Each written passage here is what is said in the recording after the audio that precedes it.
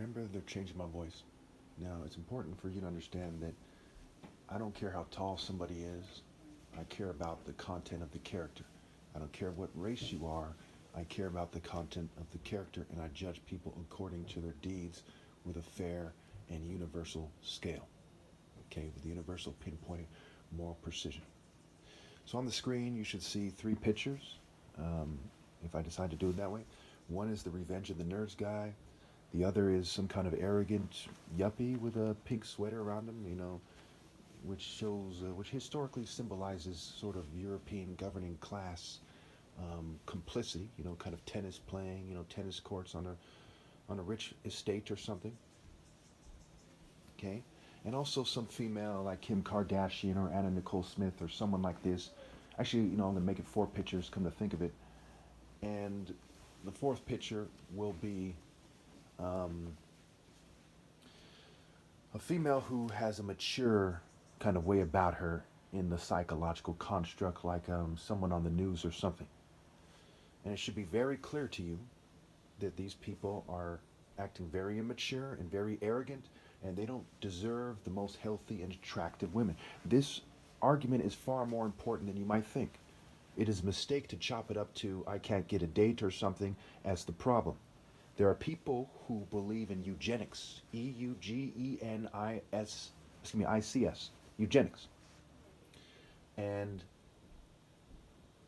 they believe that the rich, arrogant people and the privileged bloodlines of Western scientists and other rich people who have been given a leg up historically when blacks and indigenous people weren't even allowed to go to their college should breed with the most healthy women while they screen out people, and part of their philosophy causes 3 million children to be starved to death a year and die of hunger related issues around the world, and 1 in 4 little girls be molested and things of this nature.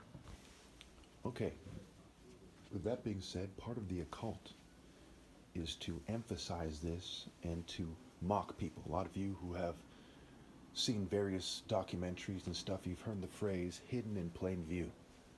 They like to call people lemmings and sheep, which they basically are, while they hide things in plain view. And they say, hey, it's right there on the logo. It's like, duh. They like saying things like, duh, hello, you dumb sheep, you dumb goy, what have you. Okay? It's hidden in plain view. If you weren't selfish, you would know not to do it, and you would see the signs. You don't have to be, a cultist for many years to see the signs. You don't have to do 30 years of research to see the signs. The obvious signs are straightforward. So they make it so that they have these chicks like Cardi B and Nicki Minaj with big breasts and the kind of a body that's fit for like a bigger guy or something. And they have a bunch of nerds dating them, or a bunch of kind of Freemason-like rappers and people, like Jay-Z and Shaquille O'Neal, kind of clowns dating them. And it's a kind of clown occult world. And in the midst of that, there's a bunch of kind of Mickey Mouse looking people, for whatever reason, Frodo Baggins, Rick Moranis, okay, Bill Gates looking guys who are like, yeah, Revenge of the Nerds, we got our drawers. And they're talking about the different types of chicks that they slept with. We hear the stories about Skull and Bones, how they claim that they masturbate while they recall their sexual escapades, okay? And that has everything to do with this stuff, right? Pirates, a pirate's booty, right? The females in corporations shaking their booties with heels when they walk, and so on and so forth.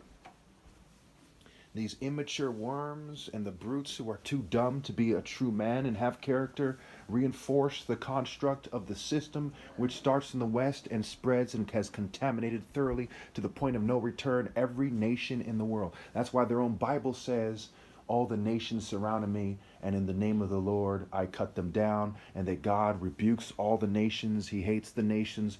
Do not love the world or anything in the world. If anyone loves the world, love for the Father is not in them, and so on and so forth. Pretty straightforward. There's no other way it could be. Present your viable counter arguments if you have any. You don't have any. Because when people do things their way in the cultures that the corporate state allows, they come up with stupid ideas, and they're called lemmings and sheep and muppets by their own corporate social controllers, their own governing class, their own managerial class. Okay, they are dumber than shit to choose to take form to conform, take form with evil, and to be in a sort of uniformity, okay, as they perform their despicable lives and apply their pathetic and inhuman philosophies to every aspect of their insignificant and demonic and worthless lives. Should you be a dumb airhead dating rich filth? No.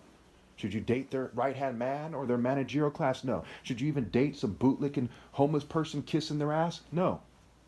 Because if they're part of their infrastructure and they cannot transcend and be a man or a woman, what worth do they have? Little to none. Basically none. Are they mocking people with their sexually promiscuous and sexually suggestive dress? Why they do this? Yes. If their parents had sense when they raised them, would they have whipped them with a belt? You betcha. Spanked them with a shoe? You betcha.